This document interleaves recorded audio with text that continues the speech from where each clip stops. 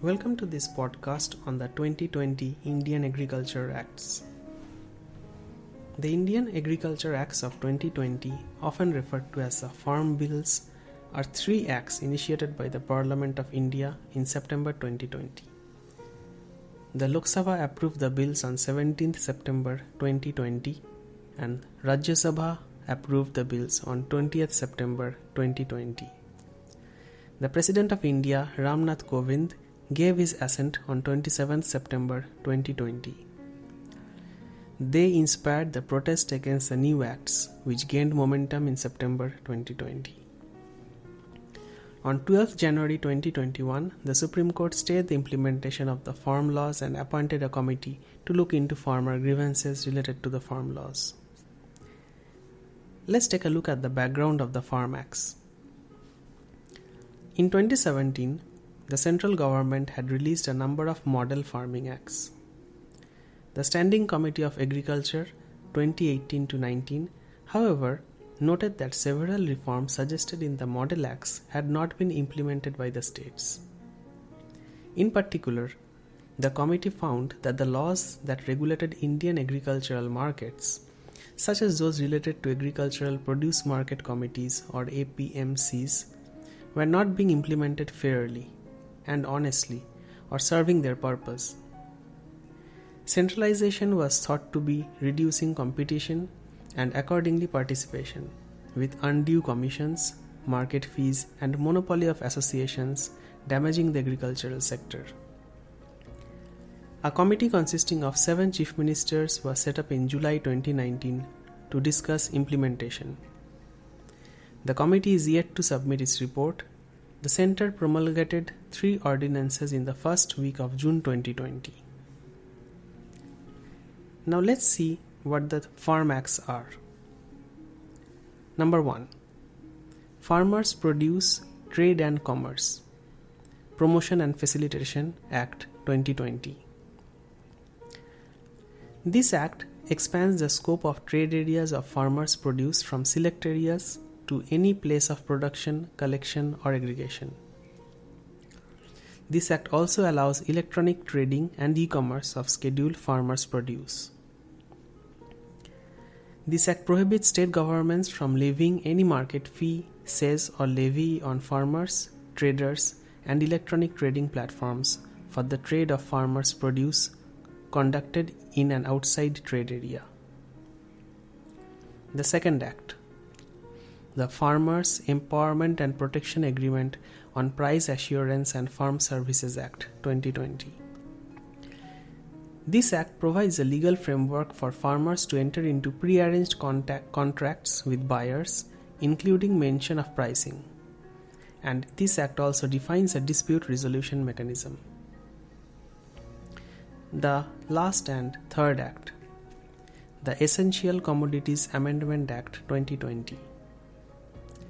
This act removes foodstuff such as cereals, pulses, potato, onions, edible oil seeds, and oils from the list of essential commodities, removing stockholding limits on agricultural items produced by horticulture techniques except under extraordinary circumstances.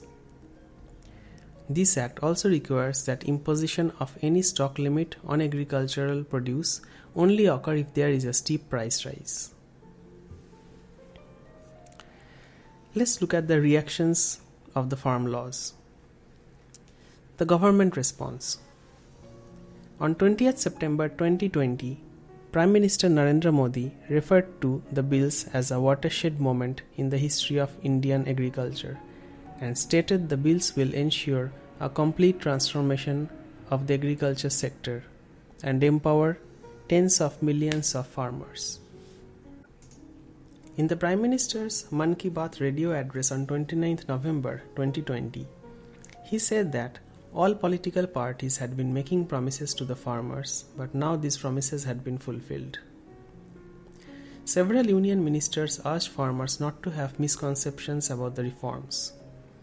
Rejecting demands for the inclusion of minimum support price (MSP) as a mandatory provision in the farm bills, Minister of Agriculture and Farmers' Welfare Narendra Singh Tomar said that while the government was committed to MSP, It was not a part of the law earlier and is not today. From independent analysts, let's see the reactions. The chief economist of the International Monetary Fund, Geeta Gopinath, said, "The farm bills and labor bills are very important steps in the right direction." She also stressed that the implementation of these laws must be right. On 1st January 2021, 866 academics from several educational institutes signed an open letter expressing their support for the three farm laws. The signatories were from DU, JNU, Gorakhpur University, Rajasthan University, Gujarat University, and others. Kaushik Basu, former chief economist of the World Bank and professor of economics at Cornell University, called the new farm bills are flawed and detrimental to farmers.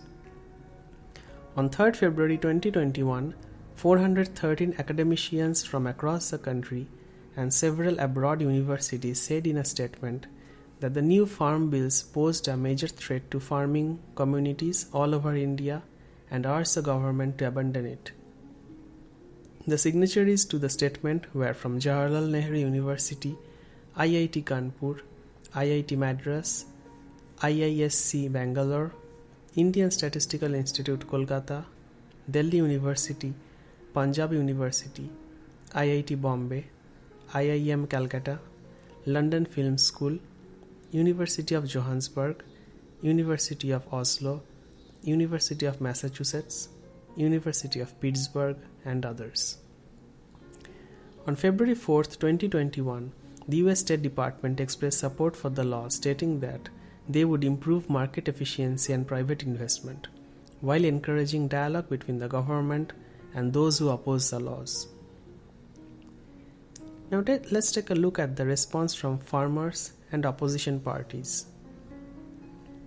On 31st December 2020, the Kerala Legislative Assembly passed a resolution against the farm reforms and seek their withdrawal. It was the fifth state to do so after Punjab, Chhattisgarh, and Rajasthan and Delhi. The West Bengal Assembly became the sixth state on 20th January 2021. The Punjab Assembly passed another resolution against the central farm laws in the beginning of March 2021. The acts have faced protests from farmers in various parts of India, alleging that it will hurt their earnings. The main reasons for opposition is the uncertainty regarding the implementation of the reforms. Controversy surrounding the minimum support price, MSPs, and low bargaining power of the farmers are some of the fears that have led to the opposition to the bills. Lack of statutory support in the bills for the MSP is a major point of concern, especially for farmers from Punjab and Haryana, where 65% of wheat is procured at MSP by the Food Corporation of India and state agencies. Various opposition parties alleged that the bills were passed unconstitutionally, in complete disregard of parliamentary norms, and are anti-farmer and corporate friendly. The protesters pointed out that the deregulator of the sugar industry in 1998, which paved the way for private establishments, did not result in a significant improvement in farmers' productivity or incomes. A state-led attempt in Bihar to deregulate the APMCs in 2006 has not resulted in an increase in farmers' income or improved infrastructure. The Shetkari Sangathana, a farmers' union in Maharashtra, supported the bills and wants the market to decide the prices of agricultural commodities. It claimed that the minimum support prices have actually weakened farmers instead of empowering them. The Bharatiya Kisan Sangh BKS, a farmers' organization, has demanded that the government send the bills to the Parliamentary Standing Committee on Agriculture and questioned the government's haste to get the bills passed. Now we are moving to the protests that gained so much attention in the news.